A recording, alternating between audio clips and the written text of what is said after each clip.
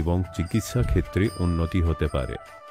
সন্ত রামপালজি মহারাজের সকল আশ্রমে প্রতিটি সমাগমে বিনামূল্যে ভান্ডারার আয়োজন করা হয়, যেখানে প্রতিটি শ্রেণী, প্রতিটি জাতি এবং প্রতিটি ধর্মের মানুষ একসাথে বসে খাবার খায়।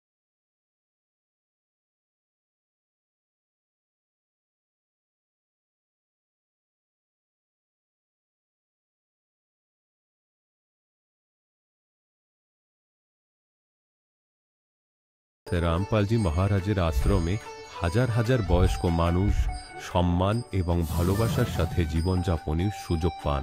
তাদের খাওয়া, থাকা এবং স্বাস্থ্যের সম্পূর্ণ দায়িত্ব সন্ত রামপালজি মহারাজ গ্রহণ করেন। অনাথ শিশুদের জন্য সন্ত রামপালজি মহারাজের সকল আশ্রম কোনো আশীর্বাদের চেয়ে কম নয়। এখানে শিক্ষা, সংস্কৃতি এবং ভবিষ্যতের জন্য উন্নত সুযোগ প্রদান করা হয়। বন্যা হোক, ভূমিকম্প হোক বা মহামারী, সন্ত রামপালজি মহারাজ এবং তার অনুগামীরা সবসময় অসহায় মানুষের জন্য সবার আগে দাঁড়িয়ে থাকেন। কোভিড মহামারীর সময় সন্ত রামপালজি মহারাজের আশ্রম থেকে কোটি কোটি মানুষের জন্য খাবার, ওষুধ এবং জীবন রক্ষাকারী সামগ্রী সরবরাহ করা হয়েছিল।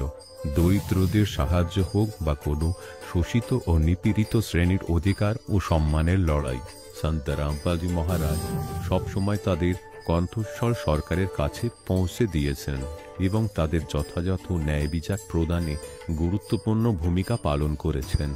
সমাজে আধ্যাত্মিক এবং সামাজিক মূল্যবোধ সম্পর্কে সচেতনতা বৃদ্ধিতে সন্ত রামপালজি মহারাজ প্রতিটি পদক্ষেপে মানবতার সত্যিকারের সেবক হিসাবে প্রমাণিত হয়েছেন। সন্ত রামপালজি মহারাজের জীবন আমাদের শেখায় যে সত্যিকারের সেবা হলো সেই সেবা যা নিঃস্বার্থভাবে করা হয়। আসুন আমরাও সেই মহান সেবার কাজে এই মহান সাধকের সাথে যুক্ত হই এবং সন্ত রামপালজি মহারাজের কাছ থেকে নাম দীক্ষা নিয়ে আমাদের জীবনকে ধন্য করি।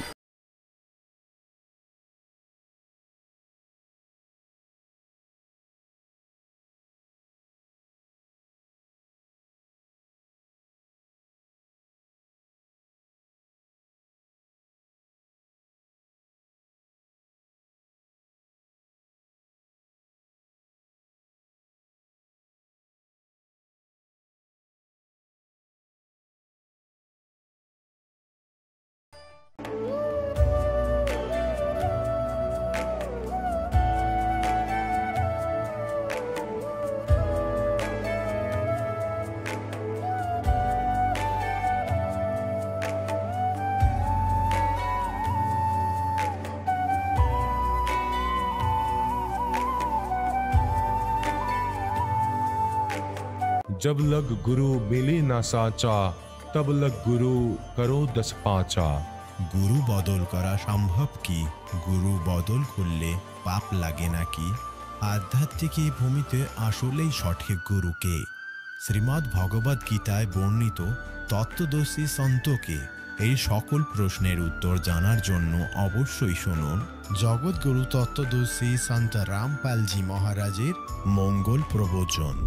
নমস্কার শ্রোতা ও দর্শকবৃন্দ, আজ আমরা পরিচিত হব এক সম্মানিত ব্যক্তি যিনি বহু বছর ধরে ভারত মাতার সেবায় নিজেকে নিয়োজিত রেখেছিলেন। তিনি শ্রী অরূপ দাস মহাশয়, যিনি পশ্চিমবঙ্গের হুগলি জেলার শ্রীরামপুর থেকে আগত।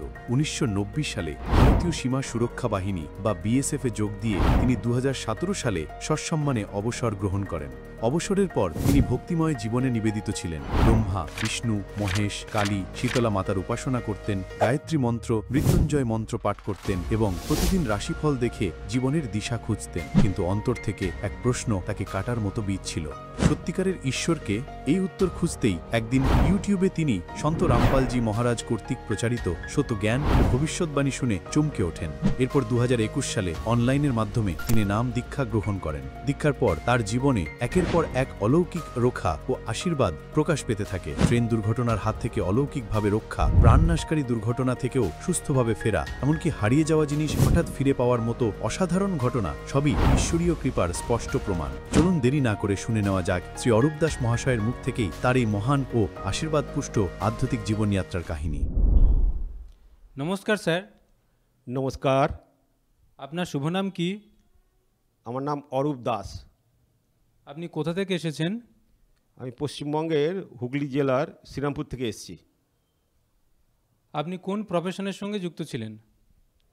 আমি বর্ডার সিকিউরিটি ফোর্স সে আমি 1990 সালে গেছিলাম, আর 2017 সালে আমি জানুয়ারি মাসে আমি রিটায়ার্ড আছি। আচ্ছা, আপনি আপনি ভারতীয় যে সামরিক ক্ষেত্রে সেখানে আপনি ছিলেন, সেখানে আপনি সেবা দিয়েছেন। তো আপনি সন্ত রামপালজি মহারাজজি স্মরণে আসার আগে আপনি কি ভক্তি সাধনা করতেন? হ্যাঁ, এই হিন্দু ধর্মের যে ব্রহ্মা বিষ্ণু মহেশ্বর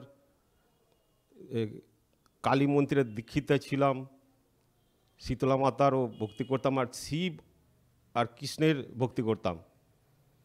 আর রাস্তা বেরোনোর আগে আমি গায়ত্রী মন্ত্র, মৃত্যুঞ্জয় মন্ত্র আর রাশিফল এগুলো দেখেই তবে বাড়ি থেকে বেরোতাম। তো স্যার, আপনি সন্ত রামপালজি মহারাজজি স্মরণে আসার আগে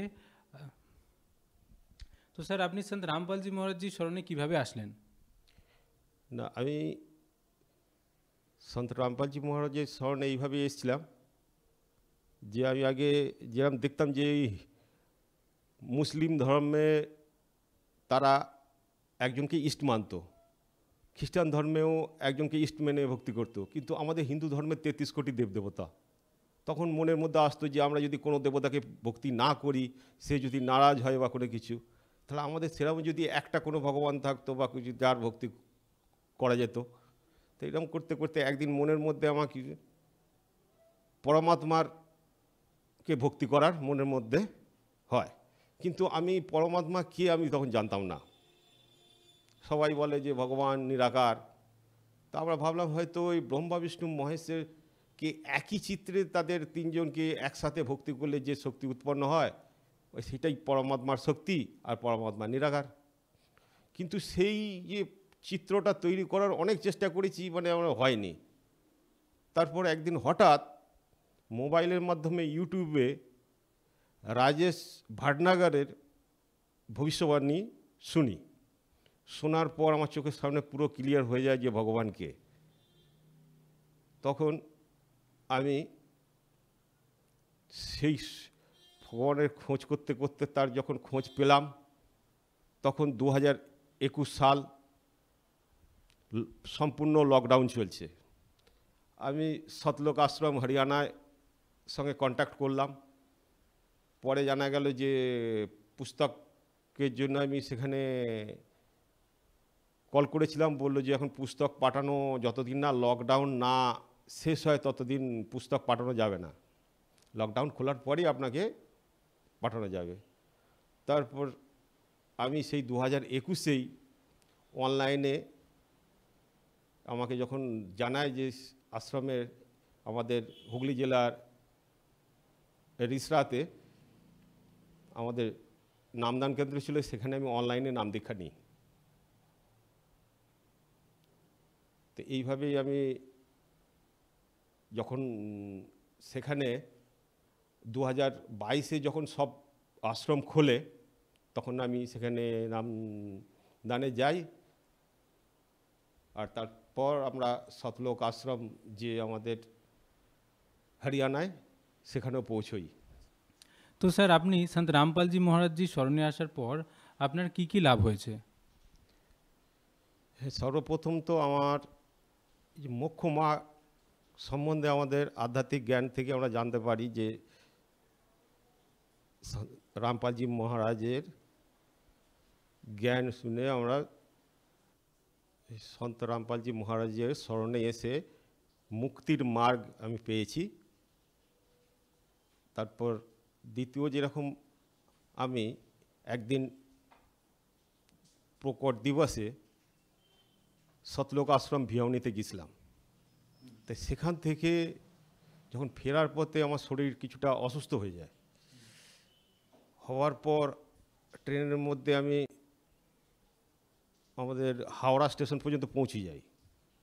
তারপর থেকে ওখান থেকে আমার বাড়ি 19 থেকে 20 কিলোমিটারের মধ্যে। তা সেখান থেকে যখন আমি ট্রেনের মধ্যে বসি, তারপর কি হয় আমি কিছুই বুঝতে পারি না। তারপর যখন আমি রাত্রে কখন কি হয়েছে, বাড়ি থেকে তখন ফোন যাচ্ছে, আমি কোথা থেকে কি আওয়াজ হালকা মতো যখন পেয়ে যখন জানতে পারি যে কোথায় এখন আমি, তা আমি কিছুই বুঝতে পারছি না আমি কোথায় কীভাবে আছি। দেখছি আমি একটা কোনো ট্রেনের কারসার্টের মধ্যে পড়ে আছি, সেটা কি স্টেশন না স্টেশন আমি কিছুই দেখতে পাচ্ছি না, আর চারিদিকে খুব বৃষ্টি হচ্ছে। তো সেখান থেকে দেখছি যে একটা স্বপ্নের মতো দেখাচ্ছে যে আমি কোনো সময় এই জায়গাতে এসেছি, হয়তো কোনো জন্মে বা কোনো কিছু কি কোথায়, আর এই স্টেশনটার নাম ব্যান্ডেল। কিন্তু আমি সেখানে কোনো নাম লেখা আছে না কিছুই দেখতে পাচ্ছি না। তারপর ভাবছি যে আমাকে আবার যেখানে আমার কর্মস্থলে আবার সকালে ডিউটি যেতে হবে, তা এখন এইসব চিন্তা করতে করতে হঠাৎ ট্রেনটা ভাবছি যদি ব্যান্ডেলই হয়, এটা যদি বর্ধমানের দিকে চলে যায়, তা কিছুক্ষণ বাদে দেখি ট্রেনটা চলতে শুরু করলো, এসে ব্যান্ডেল স্টেশনে এসে দাঁড়িয়ে গেল। তখন আমি জানতে পারলাম যে এটা ব্যান্ডেল স্টেশন। তা সেখান থেকে আমি নেমে আমি শরীরের মধ্যে মানে খিদে, পিপাসা, আর শরীরে আমার কোনো জোর ছিল না, যতক্ষণ আমি ওই প্রসাদ, মালিকের প্রসাদ আমি মুখে দেওয়ার পর কিছুটা এনার্জি পেয়েছিলাম। তারপর সেখান থেকে যখন আমি স্টেশনে গিয়ে জিজ্ঞেস করি যে কোনো ট্রেন আছে কি না, বললো এই মাত্র একটা ট্রেন বেরিয়ে গেছে, এবার 3টের সময় ট্রেন আছে। হঠাৎ কিছুক্ষণ বাদে অ্যানাউন্স হচ্ছে যে কোনো একটা মোকাম্মা এক্সপ্রেস বলে আসছে সে হাওড়া যাওয়ার জন্য। তা আমি সেখানে গিয়ে জিজ্ঞেস করলাম কি আমার স্টেশনে সেই ট্রেনটা দাঁড়ায় কি না।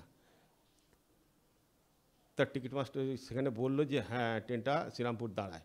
তা আমাকে সেখানে একটা টিকিট দিল। সেই টিকিট নিয়ে আমি যখন ট্রেনে উঠলাম, ঠিক আমার স্টেশনে নামছি, তখন রাত্রির 1:15 বাজে। চারিদিকে কোনো কিছু নেই, দেখি একটা টোটো গাড়ি দাঁড়িয়ে আছে। তা আমি সেখানে গিয়ে তাকে জিজ্ঞেস করলাম যে দাদা আপনি কি যাবেন? বলছে হ্যাঁ। বললো কোথায়? না আমার ইয়েতে বাড়ির জায়গাতে। বললো আমি কোনো গলিগালাতে যাবো না। আমি বললাম আমাকে জিটি রোডে ছেড়ে দেবেন। তা সেইভাবে আমাকে এনে ছেড়ে দিল, আমি বাড়ি পৌঁছে গেলাম। তা আমি সেখানে ভাবলাম যে এত রাত্রি গাড়ি একটাই ছিল, আর কোনো কিছু ছিল না। তা সেখান থেকে আসার পর আমি সকালে ডিউটি চলে গেলাম। তারপর গিয়ে আমি ট্রিটমেন্ট করালাম। ট্রিটমেন্টে MRI, EEG করিয়ে সব দেখা গেল যে তার মধ্যে আমার কিছুই নেই। তারপর পরে জানা গেল যে যারা ওই আশ্রম থেকে ফেরার পথে অসুস্থ হয়েছিল, আরও অনেক কয়েকজন ভগত ট্রেনের মধ্যে অসুস্থ হয়েছিল, তারা সব ভগবানের কাছে প্রার্থনা লাগাচ্ছিল। তা পরে ভগবান জানালো যে যে ভগত এই ইয়ে থেকে ফেরার পথে, আশ্রম থেকে ফেরার পথে অসুস্থ হয়েছিল, তাদের জীবন সেই দিনই শেষ ছিল। তাদের ভক্তির জন্য তাদের জীবন এক্সটেনশন করেছেন। তা সেখানে আমি এই আবার নতুন জীবন ফিরে পেলাম এই মার্গে এসে। নাহলে আমার জীবনটা ওই 2022 সালের জুন মাসেই আমার জীবনটা শেষ হয়ে গেছিল। এইটা একটা বড় লাভ, যার জন্য এখনও আমি ভক্তি করতে পারছি। আর একদিন আমি শনি রবিবার ছুটি থাকায় আমি সৎসঙ্গে গেছিলাম। সেখানে রাত্রিরে থাকায় আমার চশমাটা চাপ পড়ে ভেঙে যায়। তারপর বাড়িতে এসে আমি সেই চশমাটা ঠিক করার জন্য ডাক্তারের প্রেসক্রিপশনটা খুঁজছিলাম, কিন্তু কোথাও পাচ্ছি না। শেষে আমি আলমারির মধ্যে যখন হাত দিয়ে লকারের মধ্যে হাত দিই, তা সেখানে গিয়ে দেখি কিছু কাগজের মধ্যে হাতে ঠেকছে। সেখান থেকে বার করে দেখি তার মধ্যে 50,000 টাকা, কিন্তু সেই টাকা আমি সেখানে রাখিনি। তা যখন আমি সেই টাকাটা গুনে দেখলাম যে 100খানা 500 টাকার নোট রয়েছে। তা এটাও একটা বিরাট বড় লাভ। তারপরে হামেশাই আমরা গাড়ি চালিয়ে যেখানে কর্মস্থলে যাই, সেখানে যেতে যেতে একদিন আমি যখন ব্যাংকে আমাদের স্ট্রাইক ছিল, তা আমাদের যখন ব্যাংকে ঢুকতে দেয়নি, আমরা তখন ফিরে আসছি। হঠাৎ সিগন্যালের কাছে আটকিয়েছিলাম। সিগন্যাল হতেই একটা ফুল বডি ট্রাক এসে আমাকে মারলো। আমি সেই ট্রাকের নিচে ঢুকে গেলাম। আশেপাশের লোক সবাই চেঁচামেচি করতে লাগলো বা কোনো কিছু, হয়তো ভাবলো যে এ আর বেঁচে নেই। কিছুক্ষণ বাদে আমি সেই ট্রাকের নিচে থেকে স্কুটিকে বার করে নিয়ে চালিয়ে বাড়ি চলে আসলাম। সামান্য শুধু আমার পায়ের একটুখানি চোট লেগেছিল। এটাও আমার একটা বড় লাভ। তারপর আমি একদিন ব্যাংকে ডিউটি করতে করতে চশমাটা কোথায় খুলে রেখেছি বা কিছু আমি পাচ্ছি না। তা আমাদের অ্যাসিস্ট্যান্ট ম্যানেজার ব্যাংকের বলল যে তুমি তো এইমাত্র চশমা পরেছিলে, তা কোথায় রেখেছো, সিসি ক্যামেরা চেক করে দেখো। আমি শুধু স্যারকে বললাম যে আমার চশমা যদি হারিয়ে যায় ও ভগবান বাড়ি পর্যন্ত পৌঁছে দেবে। তা আমি যখন ডিউটি ফিরে যখন দেখছি যে বাড়িতে এসে আমার বিছানার ওপর চশমাটা রাখা রয়েছে। তো এইরকম অনেক লাভ তো হতেই থাকে, প্রত্যেক দিন মালিক লাভ দিতে থাকেন। যে সমস্ত দর্শকগণ আজ আপনাকে দেখছে তাদের উদ্দেশ্যে আপনি কি বলতে চান? হ্যাঁ, আমরা এইটুকুই বলতে চাই যে মানুষ যেন বারবার পাওয়া যায় না, তাই মানুষ জীবনকে এইভাবে নষ্ট না করে যত তাড়াতাড়ি সন্ত রামপালজি মহারাজের স্মরণে এসে নিজের কল্যাণ করাতে পারেন। ধন্যবাদ। ধন্যবাদ। দর্শকগণ, এখন আপনি শুনলেন সন্ত রামপালজি মহারাজের থেকে দীক্ষা গ্রহণ করে সুখী হওয়া ভক্তের অভিজ্ঞতা। এখন দেখুন জগৎগুরু তত্ত্বদর্শী সন্ত রামপালজি মহারাজের মঙ্গল প্রবচন। আপনারা তো বালক, আপনারা জানেন না যে ভক্তি জিনিসটা কি হয়, কারণ যথার্থ জ্ঞান তো জানা ছিল না। আপনার জন্য মালিক আখাড়া করে রেখেছেন এই স্থানে এসে। ওই 70 লোক ছেড়ে 120 বছর এই নোংরা লোকে ছিলেন, লোকেদের গালি খেয়েছেন, জোলা বলা হতো, নীচ বলা হতো, তাঁতি বলা হতো। কেউ আরো কিছু কিছু বলতো, ওনাকে পায়ে ঠেলে দিয়েছিল, কেউ ধিক্কার করত। আবার অনেকে গালাগাল করতো যে তুই আমাদের দেবতাদের খারাপ বলছিস, ব্রহ্মা বিষ্ণু মহেশের মাতা পিতা আছে বলছিস, এরা নাশবান বলছিস। তাই পরমাত্মা বলতেন তে সাচ कहूं তো জগ মারে আর ঝুঠ কহি না যাই হো। তো পরমাত্মা বলতেন মিথ্যে তো আমি বলতে পারবো না, আর সত্যি বললে এরা আমায় মারার জন্য তেড়ে আসে। তো পুণ্যাত্মারা, আপনাদের জন্য পরমাত্মা এই সকল কিছু করে গিয়েছেন। 100 যেমন 600 বছর পূর্বে এসেছিলেন, উনি ভগবান পরমাত্মা, উনি পরমক্ষর ব্রহ্ম, এবং পরমক্ষর ব্রহ্মের যে গুণ, সে গুণ তো থাকবেই। যেমন বরফের গুণ হলো শীতল ভাব সৃষ্টি করা, তাই পরমাত্মা যখন আসবেন, যেমন বরফ যেখানেই রাখা থাকে, তো এটাই তার গুণ যে চারপাশ ঠান্ডা করে দেয়। বরফে হাত দিলে হাত তো ঠান্ডা হয়েই যাবে, শীতল হবে। এই প্রকার ওই পরমাত্মা 600 বছর পূর্বে এসেছেন, থেকেছেন, চলে গেছেন, এবং যে লীলা তিনি করেন সেটা তো তিনি করবেনই, এবং তা তো করতেই হবে। যেটা ওনার স্বাভাবিক কার্য, তা তো করতেই হবে। তাই তিনি করে চলে গেলেন। এবং আজ আমাদের সদগ্রন্থে তার প্রমাণ পেলাম যে এই যে লীলাগুলি করে থাকেন ভগবান, এই লীলাগুলি করে থাকেন, বেদেও বলা আছে তার কথা, যে উনি পরমাত্মা হন। আর সেই লীলা করেছেন কে? আজ আমরা জানতে পেরেছি যে ওই পরমাত্মা, যিনি 600 বছর পূর্বে একজন জোলা নামে প্রসিদ্ধ এবং সুপ্রসিদ্ধ কবিও বলা হতো, উনি লীলা করে গেছেন, যেটা বেদে বর্ণিত আছে। তো who is god? Kabir is god. ওই কবির সাহেবই পরমাত্মা। তো এইভাবেই ওই পরমাত্মা তার প্রিয় আত্মাদের জন্য এখানে আসেন এবং তাদের জন্য উক্ত ভাণ্ডার লুকিয়ে রেখেছিলেন, যাতে কলিযুগের 55 বছর কেটে গেলে ধর্মদাসজিকে বলেছিলেন, কারণ ধর্মদাসজি ভীষণ চিন্তিত হয়ে গেছিলেন, কারণ ধর্মদাসজিকে পরমাত্মা বলেছিলেন যে এখন এই মূল মন্ত্র আর এই মূল জ্ঞান তুই তোর বংশধরকেও বলবি না, তোর সন্তানদেরকেও বলবি না, আর তা না হলে বিষয়টি বিগড়ে যাবে, আর তুমি জপ করতে থাকো। এই কথা শুনে ধর্মদাসজি, তিনি বৃদ্ধ হয়ে গেছিলেন, 100 বছরের কাছাকাছি বয়স হয়ে গেছিল। সেই সময় চিন্তায় পড়ে গেলেন। বৃদ্ধাবস্থায় এমনিতেও উইক হয়ে পড়ে সব প্রত্যঙ্গ, ভাবনার শক্তি, মনটাও। তাই পরমাত্মাকে বারে বারে বলতেন যখন তিনি একাকী থাকতেন, যে হে মালিক, আমার সন্তানদের কি হবে, এরা কিভাবে পার হবে? এতটা জর্জরিত ছিল মমতায়, অথচ ভগবানও তার সঙ্গে বসে এবং ওনাকে এত জ্ঞান বোঝালেন। আমাদের ভিতরে এত এরা অজ্ঞানতা ভরে রেখেছে, অজ্ঞানতায় রাঙিয়ে দিয়েছে। তাই পরমাত্মা দেখলেন যে এই বিষয়টা ভেস্তে দেবে, আর যদি সে ডিসক্লোজ করে দেয় এই মন্ত্র, আমার সবটা নষ্ট হয়ে যাবে।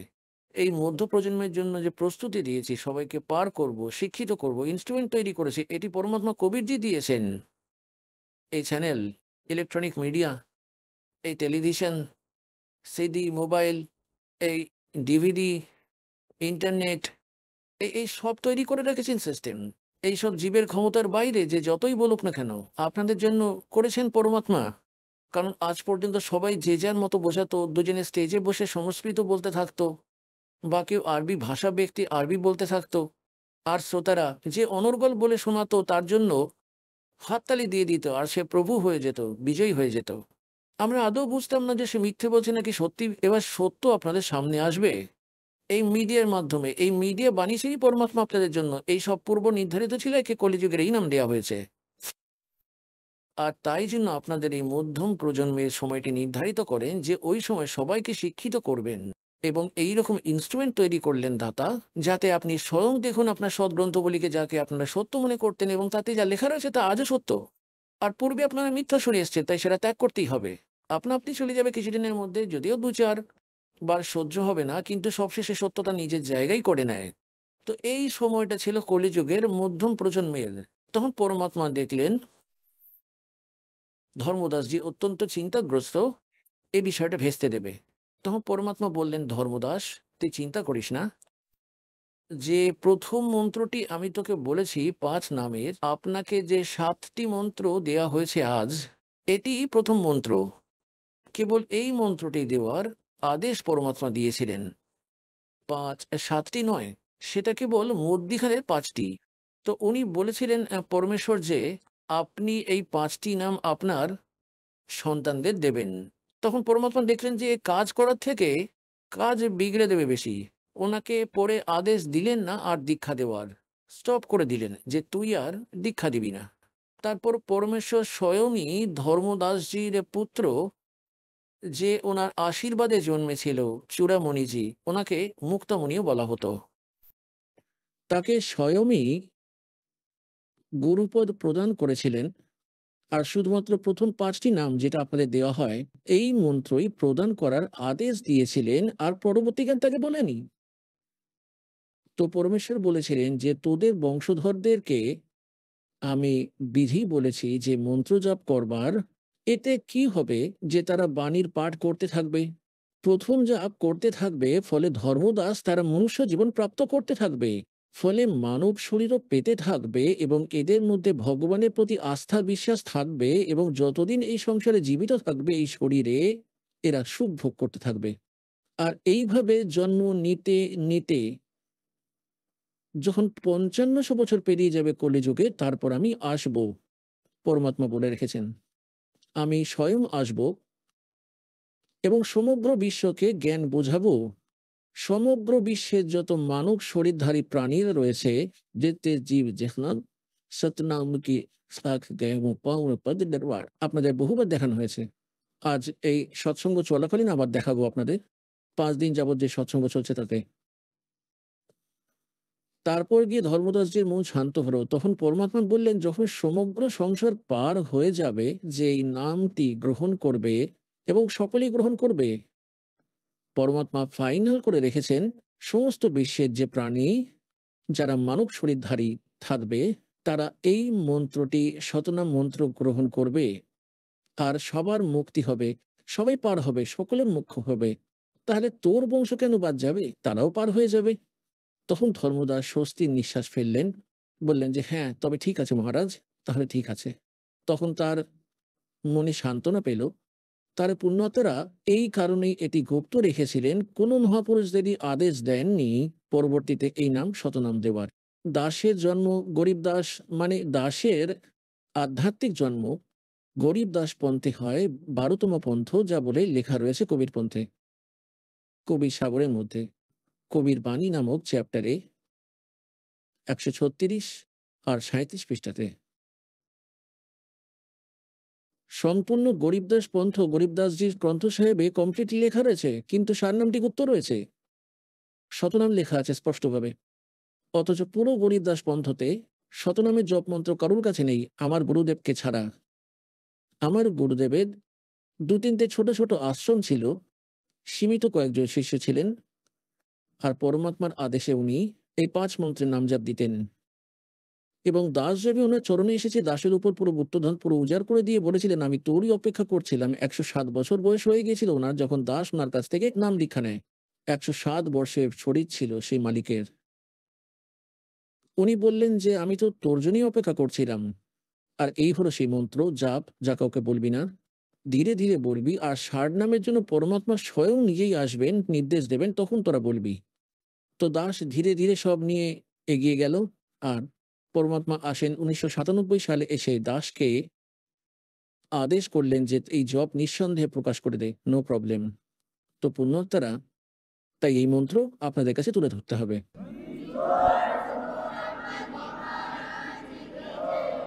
তাহলে কিভাবে পরমাত্মা বলেন যে প্রচলিতদের প্রয়োজনীয় কাজ আপনাদের জন্য এই সত্য জ্ঞান আর এই সদ্ভক্তি না জানি কত কৌশলে পরমাত্মা আজ পর্যন্ত সুরক্ষিত করে রেখেছিলেন। পরম সৌভাগ্য আপনাদের, ধন্য আপনাদের মাতা পিতা যাদের জন্য আপনাদের জন্ম হয়েছে, আপনার এই মানব শরীর আর তারপর শতলোক আশ্রমে বড়বালা প্রাপ্তি। আপনারা সত্য জ্ঞান ও শতনাম পেতে যাচ্ছেন, পেয়েও যাচ্ছেন। এখন তো তার লাগাতার দেওয়া হচ্ছে। 4 মাস পরেই আপনি নিতে পারবেন। 4 বার হাজিরা দিলেই দেখুন পুণ্যাত্মারা, আপনারা কিছুটা গাফিলতি করেন, কারণ আপনাদের অভ্যাসই বেশি বিগড়ে রয়েছে যুগ যুগ ধরে। তোমরা নিজেরা চালাকি করো, চালাকি করো না। এখানে সমর্পিত মনোভাব চলবে। অনেক ভাই, অনেক বোনেরা চিন্তা করেন যে 4 মাসে 4 বার কি করে আসবো। তাদের জন্য আমরা 1 বছর সময় দিয়েছি। 1 বছরে 4 বার আসুন, দূর দেশে থাকেন যারা, এবং এসে নিজের সতনাম মন্ত্র প্রাপ্ত করে নিয়ে যান। চতুর্থ যুগও পেরিয়ে যাচ্ছিল, তখনও পর্যন্ত সতনাম পাইনি, ঠোকর খেয়ে বেড়াচ্ছিলাম। আমরা জন্মমরণের চক্করকেই কাটিয়ে দিচ্ছিলাম। যাদের যাদের তৃষ্ণা আছে তারা 4 মাসের মধ্যে প্রত্যেক মাসেই এসে নিজেদের অ্যাটেন্ডেন্স দিয়ে যায়। কারণ এতে করে আপনার বিশ্বাস দেখতে পাওয়া যায়, আপনার আস্থা কতটা জন্মেছে ভগবানের প্রতি। যারা 4 মাসের মধ্যে 4 বার এসে শতনাম প্রাপ্ত করে নিয়ে যায়, তাই তো খুব ভালোই একনিষ্ঠতা রয়েছে। ঠিক আছে, দূর দেশে যারা থাকেন তারা 3 মাসে 4 মাসেও আসতে পারেন, কোনো ব্যাপার নয়। কিন্তু যাদের মধ্যে এতটুকুও খিদে নেই, ভগবানের জন্য তো রাজার রাজ্য ত্যাগ করে দিলেন। জঙ্গলে থেকে শুকনো রুটি খেয়ে ভগবানকে পেতে চেয়েছিলেন, তবুও তারা পাননি। আর আপনি যদি এখানে 4 মাসেও আসতে না পারেন, তাহলে কোথাকার ভক্ত হলেন আপনি? বিদ্যার্থীরা বিদ্যা প্রাপ্ত করার জন্য, একটু রুজি রোজগারের জন্য 14, 15, 16 বছর ধরে পড়তে যায় স্কুলে, আর ডেলি যাতায়াত করে, ডেলি, এবং বাকি কাজগুলিও করে তার স্কুলের। তবে গিয়ে দুটো উপার্জনের মাধ্যম হিসেবে চাকরি বা বিজনেসে সাধন পাওয়া যায়। অথচ এখানে আমরা পরমাত্মাকে পাওয়ার পথে আমরা অলস হয়ে পড়ি একেবারে। কি করে যাব 1 বছরে 4 বার? এটা কোনো কথা হলো? এই কাজটি সেই সফল করতে পারবে যে এর সঙ্গে সুপরিচিত হয়ে যাবে। যেমন একজন কৃষক, এই হরিয়ানার দিকে দাসের জন্ম এক কৃষক পরিবারই হয়। এই হরিয়ানাতে আমরা দেখতাম আমাদের বাবা ও অন্যান্য গ্রামের লোকেরা আর অন্যান্য যত গ্রামের কৃষকেরা ডিসেম্বর জানুয়ারি মাস আসতো, আর রাত্রেবেলায় যখন খাওয়ার জলের পালা পড়তো, সেটা ফিক্সড টাইম থাকতো 1 ঘন্টার বা 1.5 ঘন্টার। আর সেই ফিক্সড টাইমের মধ্যে গিয়ে সেই জল নিয়ে নেওয়া দরকার পড়তো খেতে। সেচ করার দরকার হতো, যদি কোনো কারণে সে না যায় তাহলে সে জল আর পাবে না, অন্য কেউ গিয়ে চালিয়ে নেবে নিজের ক্ষেতের জন্য। আর যার ফলে সেই কৃষকের সেই ক্ষেত শুকনোই রয়ে যাবে, সেচ কাজ না করায় নষ্ট হয়ে যাবে তার সেই ফসল। তো এই কৃষক নিজেদের প্রক্রিয়া খুবই ভালোভাবেই জানে। আর সে এটাও জানে যে যে যদি আজ রাত্রে আমি, কইবার তো 12 বাজে রাত के 1টা 2টো, কারোর আবার রাত 10টা 11টার সময় পালা পড়ে যায়। আর বেলাতেই আমরা বহুবার দেখেছি যে এই ডিসেম্বর এবং জানুয়ারি মাসে, মানে চরম শীত পড়তো যখন, তার উপর মাঝে মধ্যে বৃষ্টি বাদল, ঝিরিঝিরি ছিটে ফোঁটা বৃষ্টি, এইসব এইসব তো লেগেই থাকতো। আমরা দেখতাম আমাদের বাবা ও অন্যান্য গ্রামের লোকেরা মাথায় একটা চাদর নিয়ে নিত, কাপড় যাতে না ভেজে, আর পৌঁছে যেতে সেখানে যতই শৈত্যপ্রবাহ থাকুক না কেন। আর গিয়ে সেখানে সেই খালের নালার মধ্যে তারা জুতো খুলে রেখে দিত আর ধুতি ওপরে বেঁধে নিয়ে জলের মধ্যে নেমে পড়তো।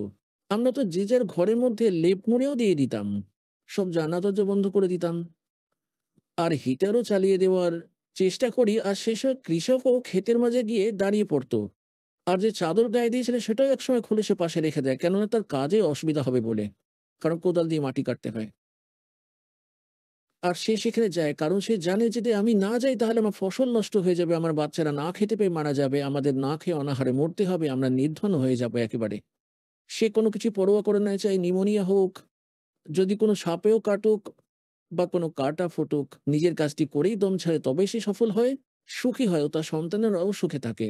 আপনাদের ক্ষেত্রেও তাই হবে, যে এই যাত্রাপথের সঙ্গে পরিচিত হয়ে যাবে, সেই এই কাজটি করতে পারবে। নতুবা হেলাফেলা করতে থাকলে পরমাত্মাকে পাওয়া যাবে না।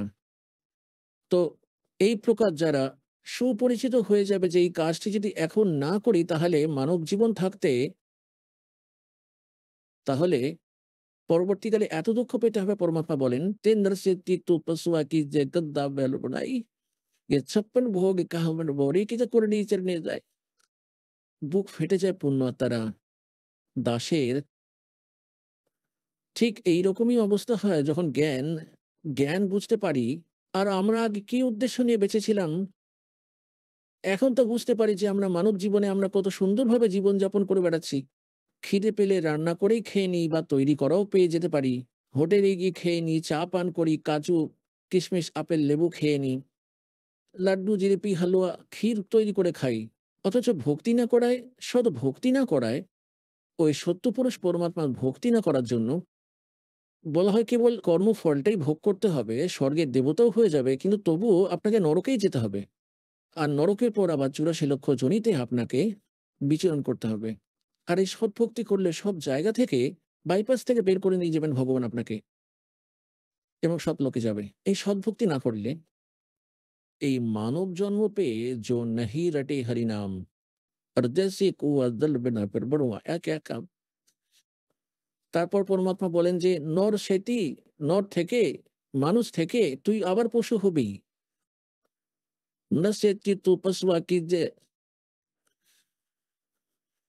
गद्दा बैल बढ़ाई और ये 56 भोग कहा मन बोरे कहीं कुर्डी चढ़ने जाई। ওই হই বর্তমানে আপনার মানব শরীর রয়েছে, আর আপনি কত সুন্দরভাবে জীবনযাপন করছেন। আর ছোট্ট একটি কাজ না করায়, ভক্তি না করায়, সৎ ভক্তি না করায় আপনি পশু হবেন, গাধা হবেন, বলদ হবেন, গরু হবেন, তারপর না জানি কোন জঙ্গলে গিয়ে ঠোক্কর খেয়ে বেড়াবেন। যেমন জঙ্গলের ভেতরে নীল গাই থাকে, চড়ে বেড়ায়, পশু পাখি বা যে কোনো জীব দেখে নিন, প্রথমত মনুষ্য জীবনই সুখের না। আর মনুষ্য ছাড়া অন্যান্যদের তো বিপদের পাহাড় ভেঙে পড়ে, অন্যান্য প্রাণীদের। এই জীব যখন অন্যান্য প্রাণী শরীরে চলে যায়, তার জন্য কি বলছেন যে नर से चित्त पशुआ की जय गद्दा बैल बढ़ाई ये 56 भोग कहा मन बोरे की चकुर्डी चढ़ने जाई। তারপর বলছেন যে তোকে देव ने 84 भुक्ति बढ़िया पजावे खरगो और तेरी क्या बुनियाद प्राणी तो पेंडा पंथ पकड़बो।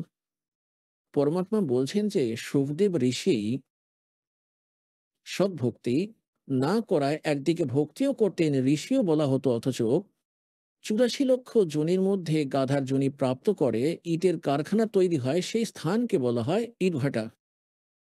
সেই ইটের গোলা বলা হয় যেখানে ইটকে পোড়ানো হয়, এবং সেইটা খুব উঁচু হয়ে যেত, আর তাকে কাঁচা ইট নিচ থেকে উপরে বয়ে নিয়ে যেতে হতো, ওপরে নামিয়ে আবার সেখান থেকে পাকা ইট বয়ে নিচে নামিয়ে নিয়ে আসতো। ফলে তার কোমর ভেঙে গিয়েছিল, কোমরে ক্ষত ক্ষত হয়ে গিয়েছিল। তারপর ঘাস খাওয়ার জন্য কুমোর তাকে জঙ্গলে চড়াতে ছেড়ে দিল, ঘরে থাকলে তাকে খেতেও দিত না। আর তারপর কাক এসে তার ক্ষতস্থানে ঠোকর মারত, আবার সেই ক্ষতস্থানে পরের দিন সকালে কুমোর তার পিঠে বস্তা চাপিয়ে দিত, বোরা। তারপর তাকে সারাদিন ধরে সেই ক্ষতস্থানে ধুলোবালি পড়ে, ধুলোবালির উপরে তারপরে ঘষাও লাগে ইট নিয়ে যাওয়ার সময়। তখন তার এত কষ্ট হয় যে চোখ থেকে তার জল পড়তে থাকে, কিন্তু সে সেখান থেকে এক পাও নড়তে পারবে না, কারণ সে কর্মের ফল ভোগ করছিল। তো পুণ্যাত্মারা কষ্টে বুক ফেটে যাবে মানুষের। যদি আপনার নেশা কেটে গিয়ে থাকে এবং কালের ভাঙে নেশা আর না হয়, এবং আপনি যদি এতটুকু কাল যদি তার নেশা হতে দেয় না, মনে এতটুকু ঠেস লাগতে দেয় না, কারণ এদের ঘোর নেশা করিয়ে রেখেছে। কবির ইয়ে মায়া আটপটি সব গটা নড়ি, আর কিস কিস না সমঝাও ইয়া কুয়া ভাঙ পড়ি। তাই পরমাত্মা মনে করিয়ে দিচ্ছেন যে সুখদেব নে 84 ভক্তি 84 লক্ষ জনিতে ধাক্কা খেতে থেকেছে। অর্বণা পজাওয়ে খারবো, ইটের পাহাড়ে কুমোরের ইটের কারখানায়। খর মানে হলো গাধা। सुखदेव ने 84 भुगती बड़ा पजावे खरवो, और तेरी क्या बुनियाद प्राणी, তো পেন্ডা পঞ্চ পকেটও। এইরকম ঋষিরও এমন অবস্থা হলো। ব্রহ্মা বিষ্ণু মহেশও জন্ম মৃত্যুতে রয়েছেন। অন্যান্য ঋষিরা তারাও বলেন যে সুর নরমনিদন 33 করোড়ি, ইয়ে বন্দে সবই কাল কি ডোরি। কালের ভক্তি করে কালের জালেই রয়ে গেছে, আর কালের যে জাল রয়েছে তা অটল, জন্ম মৃত্যু সর্বদা রয়েই যাবে। তাই পরমাত্মা বলছেন এখানে তেরি ক্যা বুনিয়াদ প্রাণী, তো পেন্ডা পন্থ পকেটও। পেডা পেডা মানে মার্গ। ওই মার্গ প্রাপ্ত করো যার ফলে তোমার জন্ম মৃত্যুর রোগ কেটে যাবে, মুক্তি পাবে, আপনারা মুক্তি পাবে। তাই পরমাত্মা এখানে মনে করিয়ে দিচ্ছেন যে ভজন করো উসে রব কা, जो दाता है कुल सब का, भजन करो उस रब का, जो दाता है कुल सब का। তিনি কে? তিনি হলেন তদ্ব্রহ্ম, সেই পরমক্ষর ব্রহ্ম। পরমাত্মার যে সংজ্ঞা আজ আপনাদেরকে শোনালাম, এখনো পর্যন্ত সেই সংজ্ঞাই সম্পূর্ণ হলো। ভজন করো উস রব কা, जो दाता है कुल सब का। সর্বকুলের দাতা উনি কে? গীতার অধ্যায় নম্বর 7 শ্লোক নম্বর 12 থেকে 15 পর্যন্ত গীতা জ্ঞানদাতা বলেছেন, যারা তিন গুণের উপাসনা করে থাকেন, রজগুণ ব্রহ্মা, শতগুণ বিষ্ণু, তমগুণ শিবের, যাদের জ্ঞান হরণ করা হয়েছে, এনাদের ছাড়া কাউকে শোনার জন্য প্রস্তুত নয়। তাদের বিষয়ে অনেক কিছু বলেছে, এর মধ্যে তাদের প্রত্যাখ্যান করেছে এবং বলেছে এরা তো আমার ভক্তিও করে না। নিজের ভক্তির বিষয়ে গীতা জ্ঞানদাতা শ্রীকৃষ্ণের মধ্যে এই খরপুরুষ বলেছেন 21 ব্রহ্মাণ্ডের স্বামী প্রভু সাহেব। ইনি বলেন আমার ভক্তিও 4 প্রকারের করে, অর্থার্থী, আর্থ, জিজ্ঞাসু ও জ্ঞানী। জ্ঞানীকে ছাড়া বাকি 3 জনকে রিজেক্ট করে দিয়েছেন, কারণ এদের কাছেও মুক্তির পথ নেই। জ্ঞানীরা যদিও বা ভালো আত্মা, পরমাত্মার জন্য ঘর বাড়িও ছেড়ে দিয়েছে। এরা বুঝতে পেরে গেছে যে অন্য উপাসনা করা উচিত নয়, কেবল ব্রহ্মকে ছেড়ে। যেমন তাদের জ্ঞান হয়েছে একটি ভগবানের ভক্তিতেই মুক্তি হবে, সেই ভগবান তারা ব্রহ্মকে মনে করে নিয়েছে। ঋষিদেরও কোনো জ্ঞান ছিল না, কারণ তারা সদ্গুরুকে পায়নি। गुरु बिन काऊ न पाया ज्ञान ना, जो तो था दूसरे बोर्ड के साना, गुरु बिन वेद पढ़े दो प्राणी, और समझे न सार रहे জ্ঞান। তাই গীতা জ্ঞানদাতা বলছে যে এই মহাপুরুষ যারা জ্ঞানী, তারা যদিও উদার, আমার মতে বা আমার বিচারে তারা তো অবশ্যই ভালো আত্মা, কিন্তু এদের তত্ত্বদর্শী সন্ত না মেলার কারণে এরা আমার অন্তর্গত অনুত্তম গতিতে স্থির রয়েছে। এদেরও জন্ম মৃত্যু সমাপ্ত হওয়া সম্ভব নয়, কারণ গীতা জ্ঞানদাতা স্বয়ং বলছেন যে গীতা অধ্যায় নম্বর 2 শ্লোক নম্বর 12-তে, গীতা অধ্যায় নম্বর 4 শ্লোক নম্বর 5 এবং 9-তে, গীতা অধ্যায় নম্বর 10 শ্লোক নম্বর 2-তে, হে অর্জুন, তোর এবং আমার অনেক জন্ম হয়েছে, তুই জানিস না কিন্তু আমি জানি। আর নিজের মন্ত্রের বিষয় বলছেন অষ্টম অধ্যায় 13তম শ্লোকে, ओम इति एक अक्षरम ब्रह्म विवरण मामन समृणिया प्रियाति तदन्तेहम स्याति परमापतिम। আমার ব্রহ্মের একটি ওম মন্ত্র আছে, এর সাধনা করা সাধক যখন সাধনা করতে করতে শরীর ছেড়ে যায়, সে ওমের দ্বারা প্রাপ্য ব্রহ্মগতিকে প্রাপ্ত করে। যা ব্রহ্ম সাধনা, সে ব্রহ্মলোকে যায়। গীতা অধ্যায় নম্বর 8 শ্লোক নম্বর 16-তে বলা হয়েছে, ব্রহ্মলোক পর্যন্ত ভি, ব্রহ্মলোকে চলে যায় যারা, তারা পুনরাবৃত্তিতে পড়ে, জন্ম মৃত্যুর মধ্যেই পড়ে। তাই গীতার অধ্যায় নম্বর 18 শ্লোক নম্বর 62-তে, গীতার অধ্যায় নম্বর 15 শ্লোক নম্বর 4-এ বলা হয়েছে, তত্ত্বদর্শী সন্ত পাওয়ার পর পরমেশ্বরের এই পরম পদের খোঁজ করা উচিত, যেখানে যাওয়ার পর সাধক পুনরায় ওই সংসারে আর কখনোই ফিরে আসতে চায় না। আর অর্জুন, তুই সর্বভাবে ওই পরমেশ্বর স্মরণে যা, যেখানে ওনার কৃপায় তুই পরম শান্তি ও সনাতন পরম ধাম প্রাপ্ত করবি। 15 নম্বর অধ্যায়ে 4 নম্বর শ্লোকে বলেছে যে তত্ত্বজ্ঞান, তত্ত্বদর্শী সন্তের কাছ থেকে তত্ত্বজ্ঞান প্রাপ্ত করার পর পরমেশ্বর ওই পরম পদের খোঁজ করা উচিত না, যেখানে যাওয়ার পর সাধক আর কখনোই এই সংসারে ফিরে আসে না। এবং যে পরমেশ্বর সর্বব্রহ্মাণ্ড রচনা করেছেন, যিনি সর্বকুলের মালিক, যিনি সবার मालिक बदन करो उसे रबदा जो दाता है कुल सबका। গীতা অধ্যায় নম্বর 15 শ্লোক নম্বর 16 এবং 17তে 3 পুরুষের কথা বলা হয়েছে, খরপুরুষ, অক্ষর পুরুষ, তৃতীয় হলেন পরমক্ষর ব্রহ্ম বা পরমক্ষর পুরুষ। ওনার বিষয়ে বলা হয়েছে ये लोग तेरे अविश्य विपरीति अवेश्वर উত্তম পুরুষত্ব অন্য পরমাত্মা উদারতে। উত্তম পুরুষ এই দুই পুরুষের থেকে অন্য কেউ, খরপুরুষ ও পরমক্ষর পুরুষের থেকে ভিন্ন, এবং তিনি 3 লোকের মধ্যে প্রবেশ করে সকলের ধারণ পোষণ করে থাকেন। এখানেও সেটাই বলা হয়েছে গীতা অধ্যায় নম্বর 15 শ্লোক নম্বর 4 যে পরমেশ্বর সকল ব্রহ্মাণ্ডের রচনা করেছেন এবং সংসাররূপে এই যে বৃক্ষ রয়েছে, যেটা উল্টো হয়ে ঝুলে থাকা সংসাররূপে বৃক্ষটি শিকড় বা মূল হলেন এই পরমক্ষর ব্রহ্ম। তাই পুরো গাছটির মূল থেকেই আহার মেলে এবং তার থেকেই তার প্রতিপাদন হয়।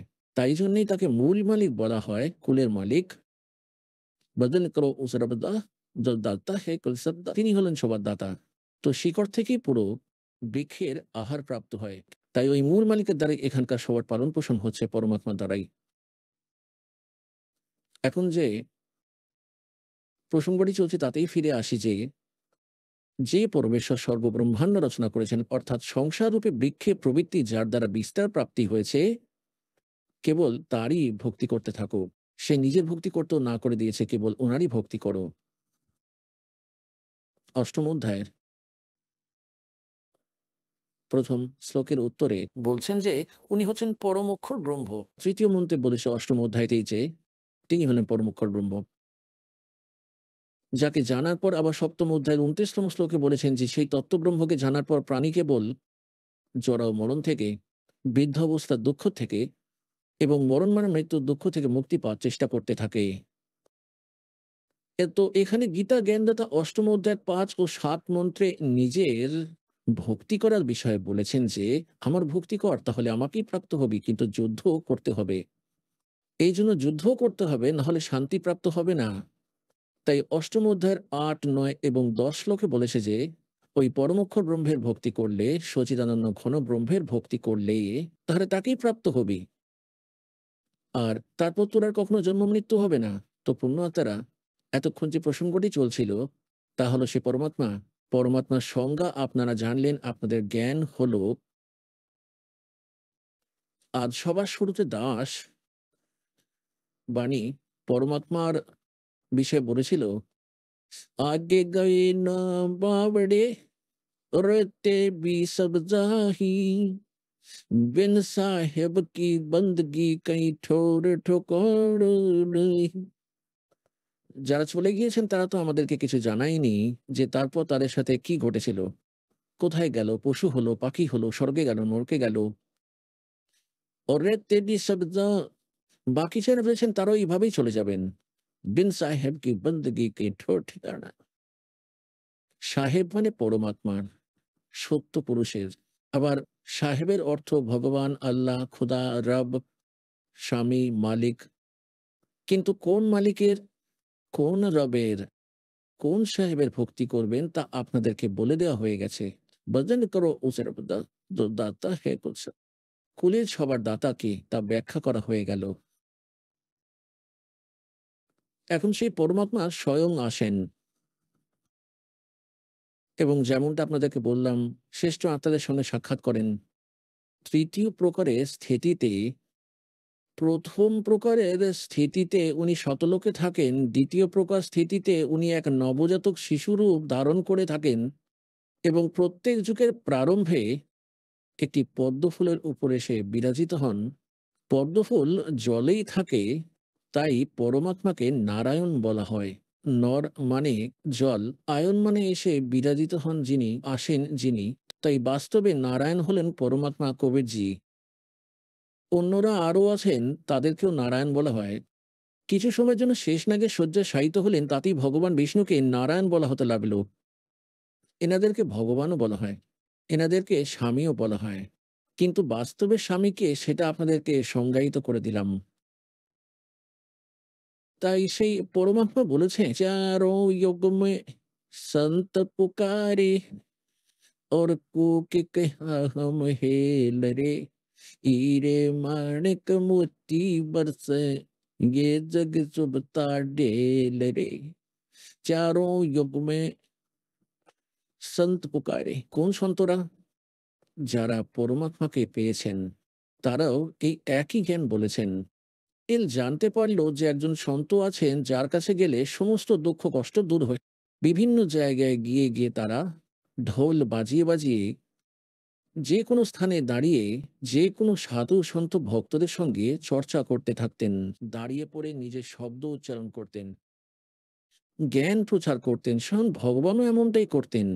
ঋগ্বেদ মণ্ডল নম্বর ৯ সূক্ত ৯৪ মন্ত্র ১-এ বলা হয়েছে ওই পরমাত্মা যখন এই পৃথিবীতে আসেন আর তিনি এক কবির মতো আচরণ করে বিচরণ করে থাকেন, লোক উক্তির মাধ্যমে জ্ঞান বোঝান, দোহাবলির মাধ্যমে। ঋগ্বেদ মণ্ডল নম্বর ৯ সূক্ত ৯৬ মন্ত্র ১৬-২০-তেও তাই প্রমাণ আছে যে উনি কবির দেব, কবির সাহেব নাম আছে ওনার। তিনি নিজের কবির বাণীর দ্বারা লোক উক্তির মাধ্যমে, দোহার মাধ্যমে, শব্দাবলীর মাধ্যমে, এবং আপনারা যে শব্দাবলী শোনেন রাগ পদয় ভাগী, এগুলির মাধ্যমে উচ্চ আওয়াজে বলতেন, ঘুরে বেড়াতেন। যেমন কবিরা যেভাবে আচরণ করেন তেমনি লীলা করেন, কিন্তু তিনি স্বয়ং ভগবান। তিনি কবিদের মধ্যে একজন সুপ্রসিদ্ধ কবির উপাধি প্রাপ্ত করে থাকেন, কিন্তু তিনি স্বয়ং পরমাত্মা হন। তো সেই পরমাত্মা আসেন। কি বলা হয়েছে? চারো যোগ মেরে সন্ত পুকারে ওর কোক কেহা হাম হেলরে। আমরা সবাই মিলে, আমি নিজে এবং আমার সন্তানরা, আপনাদেরকে বোঝানোর জন্য উচ্চ স্বরে চেঁচিয়ে বলছি, কোক কেহা হাম হেলরে, হেরে মানিক বলতি বসে। আমরা তো হিরে মানিক যে কিনা বর্ষা করাচ্ছে তত্ত্ব জ্ঞানরূপী হিরেমতি, সদ্ভক্তিরূপী হিরেমতি, যা তোমাদেরকে মোক্ষ দেবে। এখন আপনি শুনলেন সন্ত রামপালজি মহারাজের মঙ্গল প্রবচন। আসুন এখন শুনি সন্ত রামপালজি মহারাজের থেকে নাম দীক্ষা গ্রহণ করে এবং সদ্ভক্তি করে আশ্চর্যজনক লাভ অর্জনকারী অনুগামীদের অভিজ্ঞতা। নমস্কার দর্শকবৃন্দ, আজকের সাক্ষাৎকারে আমরা শুনব এক সাধারণ যুবক আকাশ গিরির অসাধারণ জীবনের পরিবর্তনের গল্প। তিনি এসেছেন উত্তর ভানিপুর, কল্যাণী, নদিয়া জেলা থেকে। নাম দীক্ষার আগে আকাশজি ছিলেন এক পরম ভক্ত। তিনি শ্রীকৃষ্ণ ও নানা দেবদেবীর পূজায় নিয়মিত অংশ নিতেন। সরস্বতী পূজা কমিটিতেও যুক্ত ছিলেন। কিন্তু এর মধ্যেও তিনি ছিলেন এক গভীর সমস্যায় জর্জরিত। শারীরিক অসুস্থতা, নেশাগ্রস্ততা, আর্থিক অনটন এবং মানসিক অস্থিরতা তাঁর জীবনকে করে তুলেছিল বিষাদময়। ২০২২ সালে এক কঠিন সময়ে তিনি সন্ত রামপালজি মহারাজের জ্ঞানগঙ্গা বই পড়ে প্রভাবিত হন এবং শেষমেশ চুহাডাঙ্গায় নাম দীক্ষা সেন্টারে গিয়ে নাম দীক্ষা গ্রহণ করেন। এই নাম দীক্ষার পরে তাঁর জীবনে আসে একের পর এক অলৌকিক পরিবর্তন। শারীরিক রোগ সেরে ওঠে, নেশা একেবারে ত্যাগ করেন, আর্থিক অবস্থার উন্নতি ঘটে এবং সবচেয়ে বড় কথা, আধ্যাত্মিক শান্তি ও সমাজের সম্মান ফিরে পান। এই সবই সম্ভব হয়েছে সন্ত রামপালজি মহারাজের পরম করুণায় ও সঠিক সাধনার ফলে। চলুন শুনে নেওয়া যাক আকাশগিরির নিজের মুখে তাঁর জীবনের এই বিস্ময়কর পরিবর্তনের সত্য কাহিনী। নমস্কার স্যার। নমস্কার স্যার। আপনার নাম কি? আমার নাম আকাশ গিরি। আপনি কোথা থেকে বিলং করেন? আমি এবার উত্তর ভানিপুর, কল্যাণী, নদিয়া থেকে বিলং করি। সন্ত রামপালজি মহারাজের কাছ থেকে নাম দীক্ষা আপনি কবে নিয়েছেন? সন্ত রামপালজি মহারাজ থেকে নাম দীক্ষা আমি 2022-এ নিয়েছি। সন্তজির কাছ থেকে নাম দীক্ষা নেওয়ার আগে আপনি কি কোনো ভক্তি সাধনা করতেন? সন্ত রামপালজি মহারাজ নাম দীক্ষার আগে আমি শ্রীকৃষ্ণজি ভক্তি সাধনা করতাম, আর লোকবেদের মানে সরস্বতী পূজা, দেবী দুর্গা কমিটি হলেও যুক্ত ছিলাম, ঠিক আছে। আরও নানা প্রকারের মানে সাধনা যে আছে, মানে যেতামই, মানে মন্দির যেতাম, হনুমান মন্দিরে যেতাম মাঝে মাঝে, এইগুলো আমি করতাম। রাস্তায় মন্দিরে যেখানেও মন্দির দেখতাম প্রণাম করতাম, আর যেখানেও মানে আমাকে দেবী দেবতা সাধনা, মানে দেবী দেবতা মানে ভগবানে থাকলে ওইখানেও মানে আমি প্রণাম করতাম। তো আপনি এত ভক্তি সাধনা করতেন, এগুলো ছেড়ে আমি সন্ত রামপালজি মহারাজের শরণে কেন আসলেন? আমি শারীরিক রূপ দিয়ে অসুস্থ ছিলাম, ঠিক আছে, আর রোগের কারণ আমি কিছু খেতে পারতাম না আর ভুগছিলাম। তা লাস্টে আমি ভক্তি সাধনাটা করি, ঠিক আছে। তাহলে আমি শ্রীকৃষ্ণজি আর দেবী, শুনেছিলাম ভগবান রোগ ঠিক করে দেয়, তা আমি শ্রীকৃষ্ণজি আর ভক্তি করা স্টার্ট করে দিলাম। আবার গীতা পড়তে লাগলাম। গীতার মধ্যেও লেখা লেখা মানে আমি যে লোক বেদে ভাবতাম কি ভগবান তো সব ঠিক করে দেয়, তাহলে আমি গীতা উতা পাঠ করতাম, আবার ওম নামের জপ করতাম, ঠিক আছে, আর শ্রীকৃষ্ণকে ইষ্ট মানতাম, তো পুজো করতাম, কিন্তু ভগবান সব রোগ নাশ করে দেয় আর পাপ মুক্ত করে দেয়, এই জন্য আমি করতাম, তাও আমার রোগ ঠিক হচ্ছিল না। তাহলে লাস্টে আমি বিহারে যাই, বিহারে যাওয়ার পরে একটা জ্ঞানগঙ্গা বই পড়া ছিল, ঠিক আছে, ওই মধ্যে পড়া ছিল, আবার ওই মধ্যে লেখা ছিল কি গীতা মানে সাধনা করলে রোগ বেদ ভগবান সব ঠিক করে দেয়। তাহলে আবার ওর মধ্যে গীতার অনেক বিষয়গুলো দেওয়া ছিল, মানে যেমনি ওর মধ্যে লেখা ছিল মানে ব্রহ্মা বিষ্ণু মাতা পিতা এই আছে, মানে অনেক জ্ঞানের ব্যাপারে লেখা ছিল। তাহলে আমি ওই পড়ার পরে গীতার মধ্যে মেলানোর পরে আর অনেকজনের অনুভব শোনার পরে মানে রোগের কারণে আমি গুরুজি কাছে দীক্ষা নিলাম। যেমনি আমার তাও বিশ্বাস হচ্ছিল না। আমি যেদিন যাচ্ছিলাম দীক্ষা নিতে, ওদিন আমার মনে আসছিল কি আমাকেও ডেকেছে, কোনো আমার কিডনি ফিডনি কোনো বার করে নিবে না তো, এই ভয় দিয়ে আমি যাচ্ছিলাম না। মানে আমাকে ফোন করেছিল আশ্রম থেকে কি আপনি আসেন, আমার ভয়ে একটা মনে একটা এমন ভয় বসে গেছিলো, কেন কি লোকবেদে অনেক সাধনা হতো, ঠিক আছে, যেখানে মানে সব মানে এমন ভিতরে একটা ভয় বেসে গেছিলো, মানে কারো উপর বিশ্বাস করতে পারছিলাম না কি কখন কি করে দিবে না করে দিবে, এই ভয় আমি কোথাও যাই না। মানে কি আছে না, আননোন পারসন আমাকে ফোন করেছে কি আমাকে সাধনা করতে হবে, ঠিক আছে, আপনার ঠিক হয়ে যাবে, আপনি একবার আসেন। তা আমি একজন দিয়ে টাকা নিই, টাকা ধার নেওয়ার পরে চুয়াডাঙ্গা নামদান সেন্টার আছে, ওখানে যাওয়ার পরে তাও মনে কেন হচ্ছিল না। তার যাওয়ার পরেই আমাকে বললো আপনি জ্ঞানটা বুঝেছেন, মানে যা বলছে আপনি দীক্ষাটা নেন, হবে। যেমনি আমি দীক্ষা নিই, ঠিক আছে, আর অমৃত জলটা একটু গ্রহণ করি, ঠিক আছে, তারপরে আমার খাওয়া ডাইজেস্ট মানে খেতে স্টার্ট হয়ে যায়। আর গুরুজির নামের এত পাওয়ার আছে, যেমনি কিছুদিন সাধনা করার পরে আমি ধীরে ধীরে সুস্থ হয়ে যাই। যেমনি আমি শুনেছি মানে সন্ত রামপালজি শরণে যাওয়ার পরে লাখ লাখ মানুষের রোগ ঠিক হয়ে যায়, ঠিক আছে, আর্থিক প্রবলেম ঠিক হয়ে যায়, এই শুনে আমি নাম দীক্ষা নিয়েছি। আবার ওনার জ্ঞানটা আমাদের গীতাবেদ অ্যাকর্ডিংয়ে আছে, প্রমাণ সহিত, বিনা প্রমাণ সহিত সন্ত রামপালজি মহারাজ কিছু বলেন না, ঠিক আছে। তো আকাশবাবু, আপনার মনের মধ্যে যে ধারণা ছিল যে সন্ত রামপালজি মহারাজের কাছ থেকে নাম দীক্ষা নিলে কিছু উপকার পাওয়া যাবে বা কিছু সমস্যার সমাধান হবে আমার, হ্যাঁ, তো আপনার সমস্যার কি সমাধান হলো ওনার শরণে আসার পরে? সন্ত রামপালজি মহারাজের শরণে আসার পরে আমার সমস্যা ধীরে ধীরে সমাধান হয়ে গেল। যেই ভাই আমি ভক্তি সাধনা করতে গেলাম, মালিকের নিয়ম নিভালাম, ঠিক আছে, ধীরে ধীরে আমার রিলিফ হতে গেল, ঠিক আছে। আর গুরুজির নামে এত গুরুজির মন্ত্র শক্তি নামের এত পাওয়ার আছে কি আদমি বিকার এমনি ছেড়ে দেয়, ঠিক আছে, যেমনি নেশা ভাঙ যে করে ছাড়তে পারে না, ওইগুলোও মানুষ ছেড়ে দেয়। যে মাছ খাচ্ছে ও মানে ছাড়তে পারছে না, ও মালিকের নামে এত পাওয়ার আছে কি ওইগুলো মানুষ ছেড়ে দেয়। সন্ত রামপালজি মহারাজ শরণে আসার পরে আমার আর্থিক লাভ হয়েছে, মানে যেমনি আমার আগে কাজ পারতাম না, আর গুরুজি শরণে আসার পরে আমার নানা প্রকারে কাজের অফার আসছে, মানে কখন সিকিউরিটি গার্ড, কখন ডাটা এন্ট্রি অপারেটর, ঠিক আছে, কখন কোনো না কোনো কাজ গুরুজি দয়া আমাকে পেতেই থাকি কোনো জায়গা। আগে তো কোনো কাজই পারতাম না, অনেক চেষ্টা করতাম, পার্টির এদিকে ওদিকে ঘুরতাম কাজের জন্য, কিন্তু কাজ পেতাম না। গুরুজি শরণে আসার পরে আমাকে কাজের অনেক অফার এসছে, আর আমি কাজ মালিকের দেওয়া কাজও করেছি। সন্ত রামপালজি শরণে আসার পরে আমি আর একটি লাভ পেয়েছি, যেটা আধ্যাত্মিক লাভ।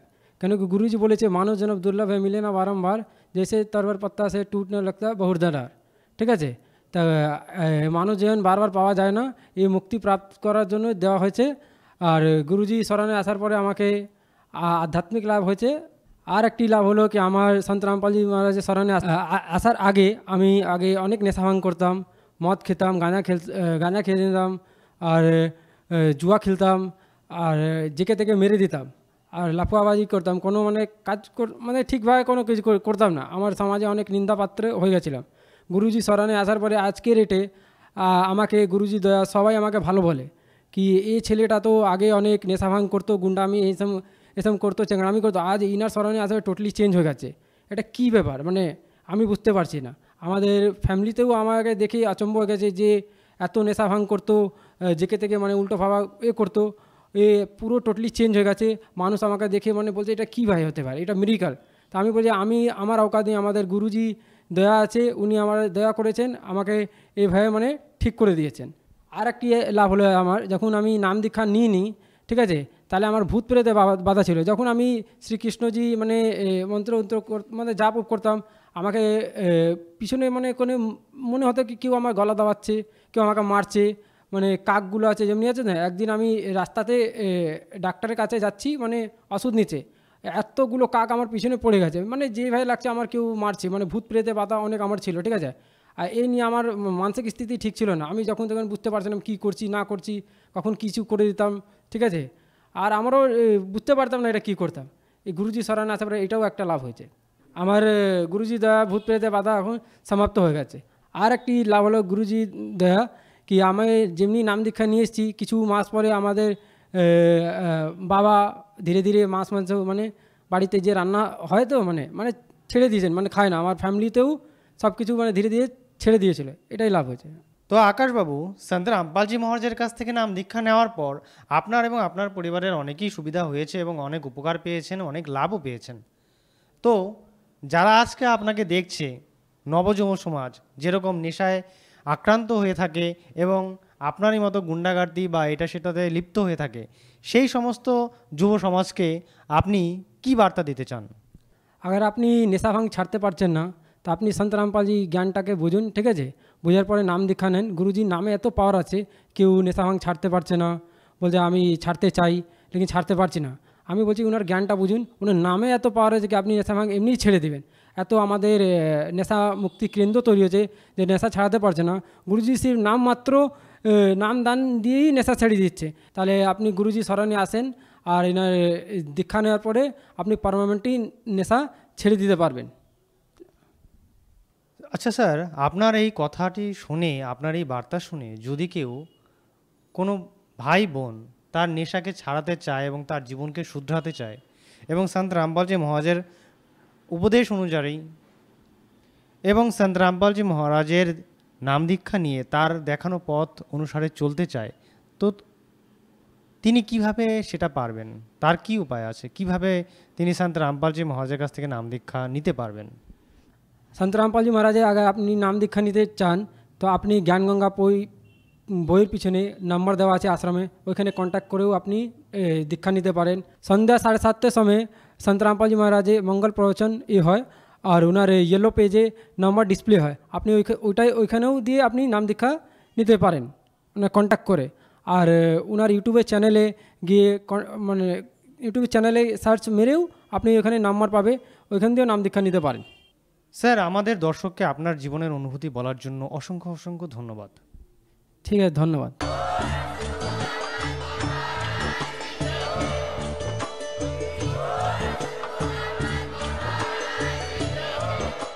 আপনারা শুনছিলেন জগৎগুরু তত্ত্বদর্শী সন্ত রামপালজি মহারাজের মঙ্গলময় প্রবচন। অধিক তথ্য জানার জন্য ভিজিট করুন আমাদের ওয়েবসাইট www.jagatgururampalji.org। সন্ত রামপালজি মহারাজের শুভাশীর্বাদে সম্পূর্ণ বিশ্বে 500-এরও অধিক নাম দীক্ষা কেন্দ্র আছে, যেখানে সন্ত রামপালজি মহারাজের দ্বারা অনলাইনে সম্পূর্ণ বিনামূল্যে নাম দীক্ষা দেওয়া হচ্ছে। আপনার নিকটবর্তী নাম দীক্ষা কেন্দ্রের ঠিকানা জানার জন্য যোগাযোগ করুন 9188291491।